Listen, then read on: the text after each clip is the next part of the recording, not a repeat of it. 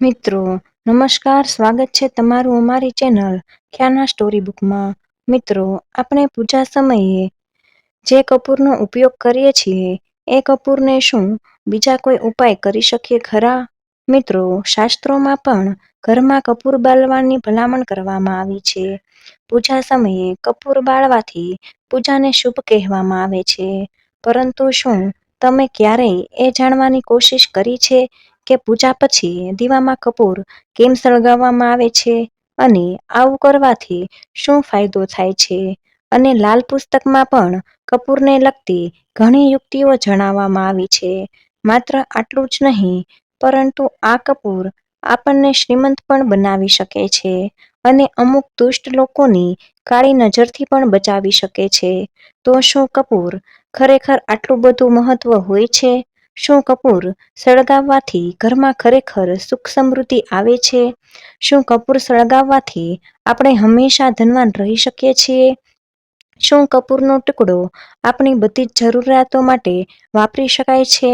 એક ગુરુજીના ઉપદેશ દરમિયાન એક ભક્તે ઉઠીને આ બધા સવાલો પૂછ્યા ત્યારે ગુરુદેવે કહ્યું કે જે સ્ત્રી કોઈને કહ્યા વગર આ જગ્યાએ ફક્ત કપૂરનો ટુકડો મૂકી દે છે એના ઘરમાં પૈસા હંમેશા આવતા રહે છે.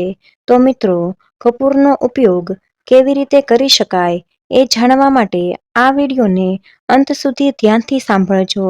મિત્રો, હિન્દુ ધર્મમાં કોઈ પણ પૂજા હોય, યજ્ઞ વિધિ હોય કે પછી રોજ કરવામાં આવતી આરતી હોય, કપૂરને હિન્દુ ધર્મ અને શાસ્ત્રોમાં ખૂબ જ પવિત્ર માનવામાં આવે છે. અને એવું માનવામાં આવે છે કે જો કપૂર પૂજાના સમયે સળગાવવામાં આવે તો ઘરમાં હંમેશા સુખ શાંતિ બનેલી રહે છે અને તમામ નકારાત્મક ઉર્જા ઘરની બહાર નીકળી જાય છે. કપૂરના ઘણા બધા ફાયદાઓ જ્યોતિષ અને વૈજ્ઞાનિક રીતે પણ વર્ણવવામાં આવ્યા છે. તો ચાલો આજે જાણીએ કપૂરનો એક નાનકડો ટુકડો આપણને ધનવાન કેવી રીતે બનાવી શકે છે. મિત્રો, આપણે સૌથી પહેલા એ જાણીએ કે શું કપૂર મિત્રો, ખરેખર કપૂર એક રસાયણ છે જે આપણને મદદ કરે છે. કપૂર વનસ્પતિના છોડમાંથી બને છે અને એની સુગંધ મનને શાંત કરે છે. તેમજ કપૂર આપણા જીવનની ઘણી બધી સમસ્યાઓ દૂર કરવામાં મદદ કરે છે. કપૂર સળગાવવાથી જે ધુમાડો નીકળે છે એ આપણા વાતાવરણને શુદ્ધ કરે છે, સાથે સાથે અનેક રોગોમાંથી મુક્તિ આપે છે. એટલું જ નહીં, પરંતુ કપૂરની સુગંધના કારણે જંતુઓ પણ ઘરમાંથી દૂર રહે છે. મિત્રો, એવું માનવામાં આવે છે કે કપૂર બાળવાથી સકારાત્મક ઉર્જા વધે છે અને જો પૂજા અથવા યજ્ઞ દરમિયાન કપૂરનો ઉપયોગ ન કરવામાં આવે તો આ પૂજા વ્યર્થ ગણવામાં આવે છે. કારણ કે કપૂર દેવી દેવતાઓને પ્રસન્ન કરે છે અને તે સર્વશક્તિમાન સાથે એકતાનું પ્રતીક છે. કારણ કે કપૂરને સળગાવવાથી રાખ બની શકતી નથી, તે મનુષ્યના અહંકારને પણ બાળી નાખે છે.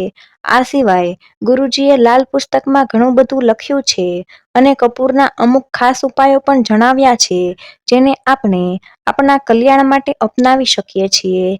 જેમ કે ઘરમાં લડાઈ ઝઘડા થતા હોય, તકરાર થતી હોય, ઘરના સભ્યોમાં મતભેદ રહેતો હોય અને કહેવાય છે કે સ્ત્રીઓ ઘરના ચારેય ખૂણામાં કપૂરનો એક એક ટુકડો રાખવો જોઈએ અને આ કાર્ય બધા થોડા સમય પછી તમને જોવા મળશે કે તમારા ઘરમાં શાંતિનો માહોલ બનતો હશે અને પરિવારનું વાતાવરણ પણ શાંત બને છે.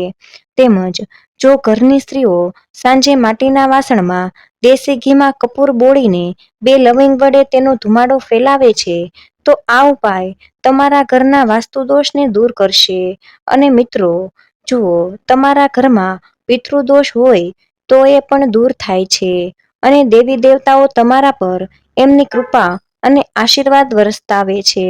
એટલે કે કપૂર બાળવાથી બધી જ નકારાત્મક ઉર્જાઓ દૂર થાય છે. તમારા ઘરમાં છુપાયેલી નકારાત્મક શક્તિ પણ દૂર થાય છે અને સકારાત્મક ઉર્જાનો ઘરમાં પ્રવેશ થાય છે.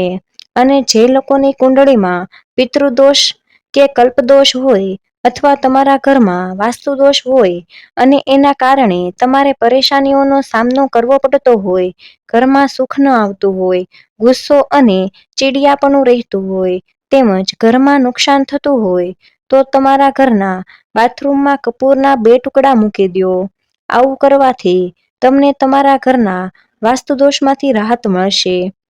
અને જ્યારે આ કપૂરના ટુકડા પીગળી જાય છે ત્યારબાદ જો ઘરની સ્ત્રીઓ સવાર સાંજ પૂજા કરતી હોય ત્યારે બીજા કપૂરના ટુકડા સાથે રાખો. જો તમે પૂજા દરમિયાન બંને સમયે તમારા ઘરમાં કપૂર સળગાવો છો તો આવા ઘરોમાં ક્યારેય કોઈ દુર્ઘટના નથી થતી અને ઘરમાં કોઈનું અકાળે મૃત્યુ નથી થતું અને ઘરના લોકો ઉપરના વાયુથી સુરક્ષિત રહે છે અને બાળકો પણ રાહુ કેતુ અને શનિના પ્રભાવથી મુક્તિ મેળવે છે.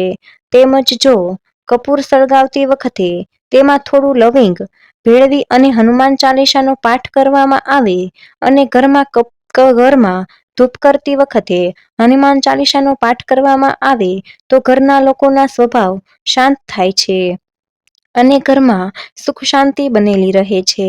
મિત્રો, જે લોકોને કિસ્મતનો સાથ નથી મળતો, તેમના કામો બગડતા હોય છે, તો આવા લોકોએ સ્નાન કરતી વખતે તેમના નાવાના પાણીમાં કપૂરના થોડા ટુકડા નાખી અને ત્યારબાદ એ પાણીથી નાવવું જોઈએ. આવું કરવાથી તમારું સ્નાન કરવું જોઈએ અને આ ઉપાય ફક્ત શનિ ભાગ્ય ખુલવા લાગશે અને રાહુ કેતુ તેમજ શનિના દોષ પણ દૂર થવા લાગશે. તેમજ પતિ પત્ની વચ્ચે પણ અણબનાવ બનતા રહેતા હોય તો તમે કપૂરનો આ ચોક્કસ ઉપાય કરી શકો છો. રાત્રે સૂતી વખતે પત્નીએ પતિના ઓશિકા નીચે કપૂરના 2 ટુકડા મૂકવાના છે અને સવારે આ બંને ટુકડાઓ કંઈ પણ બોલ્યા વગર બાળી નાખવાના છે. જો તમે આવું ન કરી શકો તો રોજ સૂતા પહેલા બેડરૂમમાં 2 કપૂરના ટુકડા સળગાવી દો. આવું કરવાથી તમારી અને તમારા જીવનસાથી વચ્ચેની સમસ્યાઓનો અંત આવશે અને બંને વચ્ચે પ્રેમ વધવા લાગશે. ગુરુજીએ એવું પણ જણાવ્યું છે કે તમે દેવીની પૂજા કરવા માંગતા હોય તો દેવતાઓને પ્રસન્ન કરો. પછી પૂજા દરમિયાન આરતી વખતે રોજ સવાર સાંજ કપૂર સળગાવો અને એનો ધુમાડો આખા ઘરમાં ફેલાવો. એની સુગંધથી આખા ઘરનું વાતાવરણ શાંત થશે અને દેવી દેવતાઓ પણ પ્રસન્ન થઈને તમને આશીર્વાદ આપશે અને તમારા ઘરની સુખ સમૃદ્ધિ વધવા લાગશે.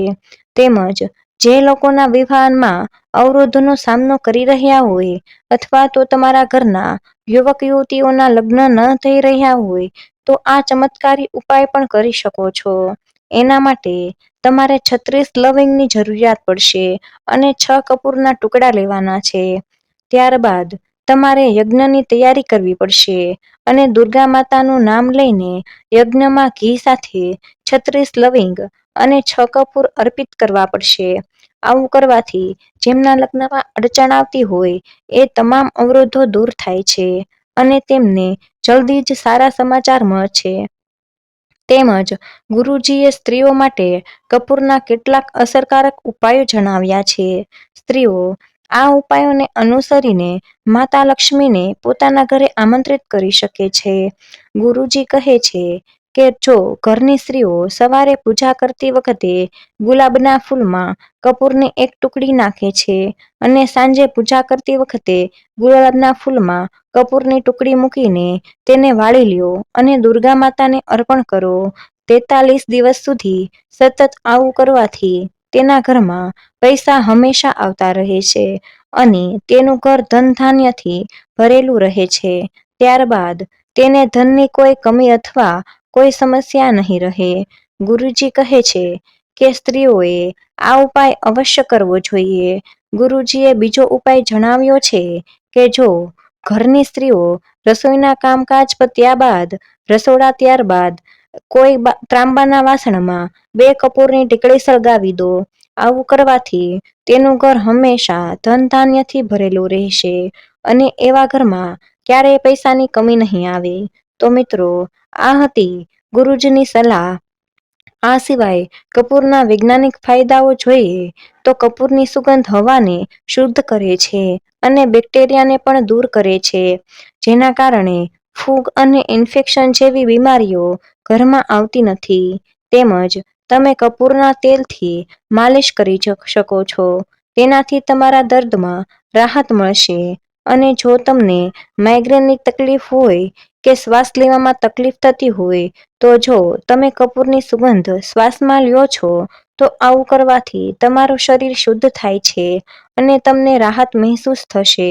તો મિત્રો, ગુરુજીએ સ્ત્રીઓને તેમના ઘરમાં દરરોજ કપૂર સળગાવવાની અને ઘરના બાથરૂમમાં અને રસોડામાં કપૂરની ટુકડી રાખવાની સલાહ આપી હતી. આમ કરવાથી તમે તમારા જીવનમાં સુખ અને સમૃદ્ધિ લાવી શકો છો. તો મિત્રો, આ સાથે આપણે આજનો વિડીયો અહીંયા પૂર્ણ કરીએ છીએ. જો તમને આ માહિતી પસંદ આવી હોય તો એકવાર કોમેન્ટ બોક્સમાં જય શ્રી કૃષ્ણ જરૂર લખી દેજો. સાથે જ તમારા મંતવ્ય અને જરૂર જણાવજો કે આગળના વિડીયોમાં તમે કેવી સ્ટોરી સાંભળવા ઈચ્છો છો તે પણ જણાવી દેજો. અને અમારી ચેનલને સબસ્ક્રાઇબ કરવાનું ભૂલશો નહીં. વિડીયોને લાઈક કરી દેજો અને તમારા મિત્રો સાથે શેર પણ કરી દેજો. મળીએ નવા વિડીયોમાં. ત્યાર સુધી જય શ્રી કૃષ્ણ. ધન્યવાદ.